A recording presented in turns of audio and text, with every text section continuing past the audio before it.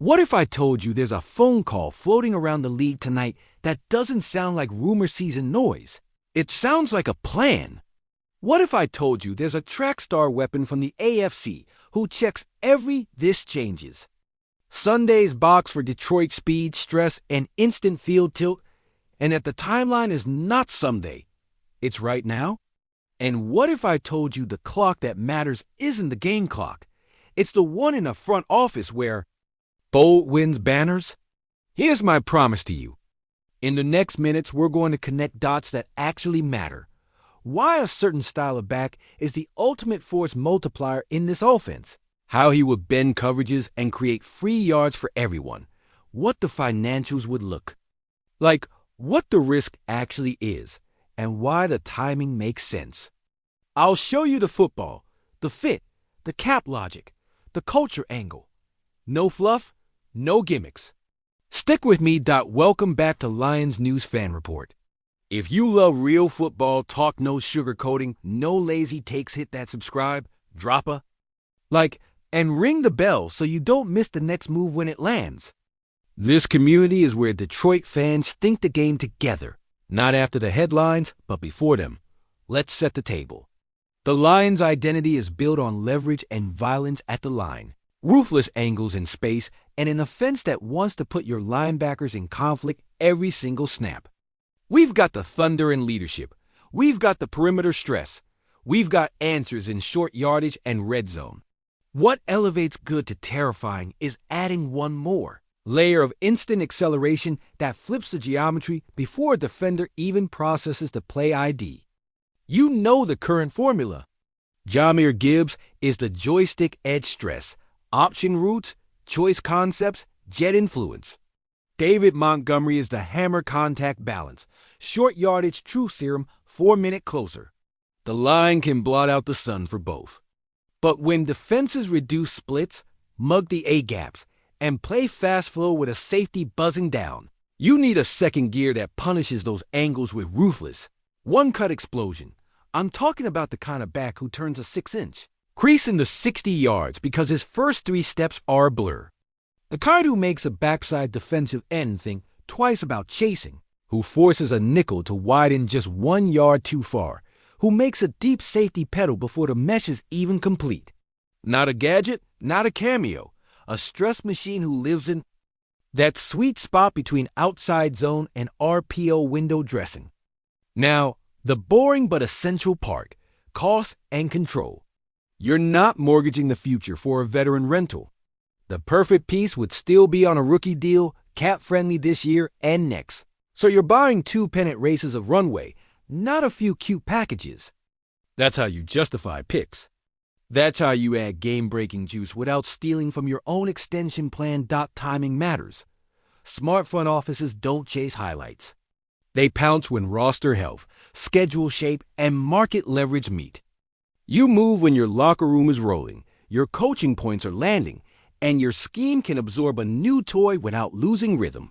You also move when another team's depth chart creates a pressure point. Too many mouths, wrong timeline, different identity. That's when deals are possible. Okay, time to stop winking and say it out loud. The name on the whiteboard is Devon Achane. The chatter says Detroit has done more than admire from afar. There's exploratory heat around the idea of bringing the Dolphins rocket to the Motor City. Not a fantasy package, not a TikTok wish list, real football logic. Explosive speed, rookie deal economics, and a fit that would make defensive coordinators sleep light all week. What's real? What's not? Real. Achane's profile is exactly the kind of multiplier this offense weaponizes outside zone cutbacks, orbit motion, swing screens, angle routes against linebackers that he turns into track meets. Real. Detroit's staff has never been shy about adding a specific trait to complete a room. What's not? No one has seen a signed paper, and until that happens, we're talking scenarios, not certainties. That's the line. Respect it. On grass, the fit is almost rude. Picture pony personnel with Gibbs and Achane on either side of the QB.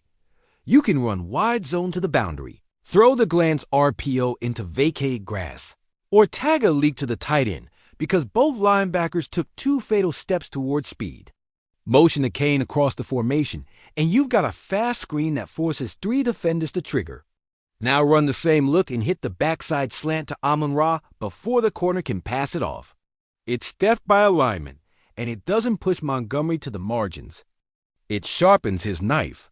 Keep the run menu honest with Monty, pounding duo and ISO, then change the pitch speed with a cane on toss crack, Gibbs on the option route, and your second-level fits start to crumble. Short yardage still belongs to 5. 4-minute drill still belongs to 5. But every neutral down becomes a coin flip the defense can't win. Let's talk risk. A cane's burst is a gift, but smaller backs live with contact exposure.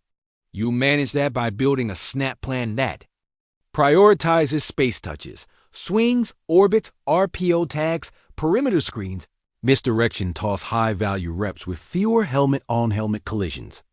You also protect him by being disciplined in blitz pickup asks. Make the defense wrong with speed.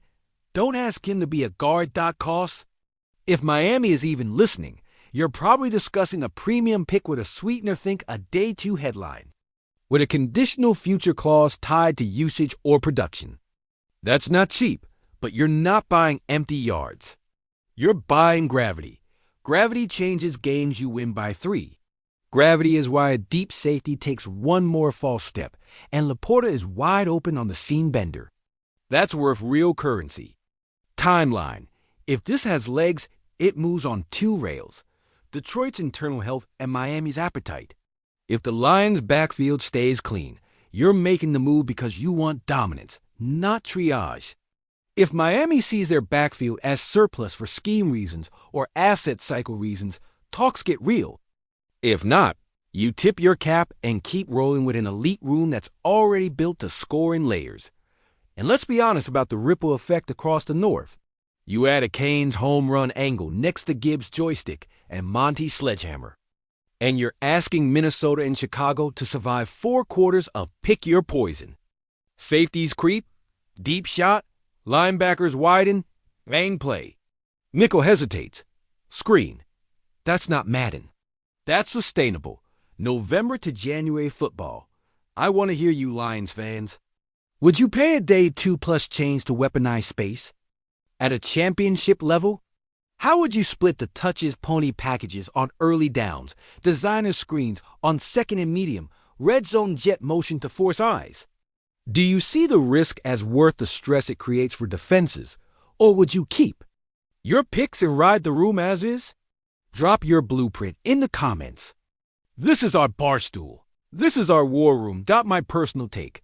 I greenlight it if the price lives in that day 2 conditional lane, because the fit is almost too clean to ignore. And yes, this is speculation, not a done deal. We're connecting football logic to a live possibility, not announcing anything. But if Detroit decides to floor it, you'll know exactly why it makes sense.